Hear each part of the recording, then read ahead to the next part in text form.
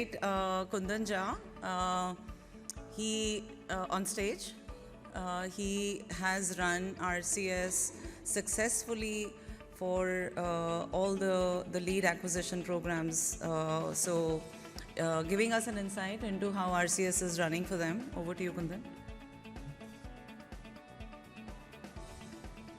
So, good morning, folks.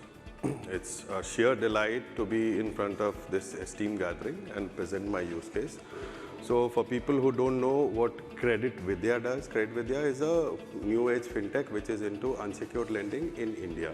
And in a way, we are helping with financial inclusion and also making customers more aware of lending and give access to people who don't have formal access to lending.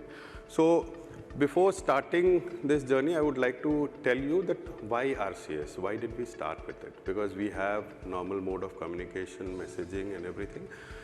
So see, we started our journey with Carix and Tanla started almost 10 months back. Now it feels like ages because we have gone through a lot of ups and downs. So when Tanla, we onboarded Tanla as a affiliate partner.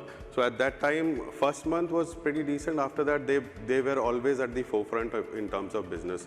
So just to give you a perspective, they contribute to almost 40 to 50% of my overall business, which is like an amazing number. Now, there were some, so predominantly they were into messaging, getting customers through messaging. And it was going good, but there were some issues in the market later on, like SMS prices increased. Later, the penetration ratio or delivery ratio of SMSs went down. I mean messaging, went down. So my cost of acquisition increased. My number of customers coming on board decreased because they were not able to see the messages, and majority of these messages were going under spam. So how to tackle this scenario, because it's a business. We'll have to continue with the business, and if the end customer is not coming on board, that's an issue. We discussed, we sat with Carix, and then they said, why don't you start RCS? And I asked, I knew about RCS. It was, again, when Steve said earlier that it was, they tried to launch it 2-3 years back. There were some issues. Later, it was relaunched with a bang. So here, SMS is what? 200 characters limitation with a link. You don't have a click to action button, not put enough information. You just have a header. So if I put myself in my customer's shoes, I'll see that, okay, this is just a message with a link. It could be a phishing scam. Why will I click on this?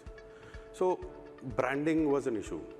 When I saw the first template of RCS, I was like, this is great.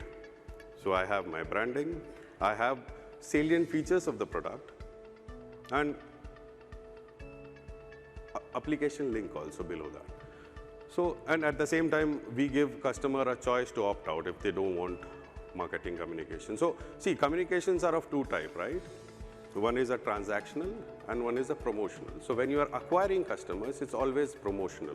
Customers who are onboarded with you, whom you are retargeting, probably it will be transactional messages. But when you are acquiring customers, it's always promotional. And promotional messages have a lot of limitations in India. Of course, those limitations are meant for betterment of the end customer. So now, RCS, once implemented, we implemented around December. The funnel, when you talk about sales, it's always about funnel conversion, because if you don't make money or the conversion is not good, there's no point doing business, right? So funnel conversion wise, click to CTRs are comparatively lesser than messages, because messages you have a big volume of use case.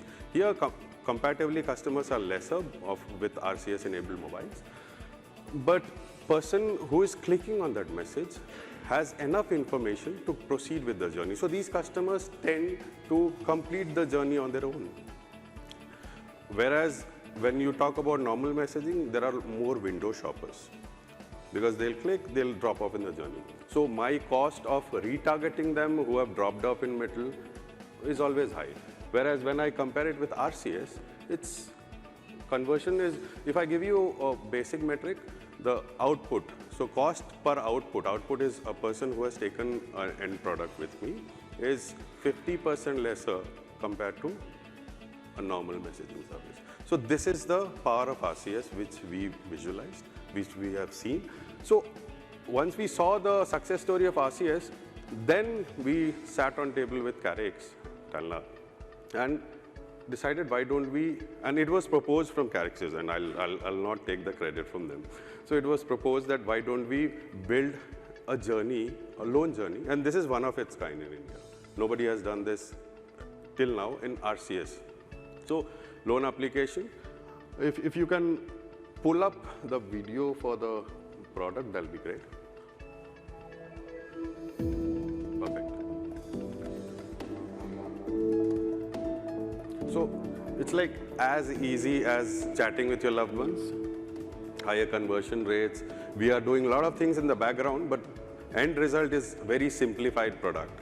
But complications are at the back end. So you see this personalized one. Apply now. We take care of customer's privacy and everything. Just customer types his basic details, and we do verification of PAN and loan amount. Everything is decided here. Customer gives all his basic details, because when we were discussing fraud, fraud is not only done with customers, there are people who do fraud with lending institutions also. To avoid that, we need this data.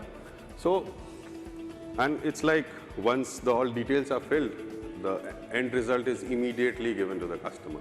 So it's like you're chatting with your girlfriend. Experience is like that, so immediately. So hassle-free and not too many redirections.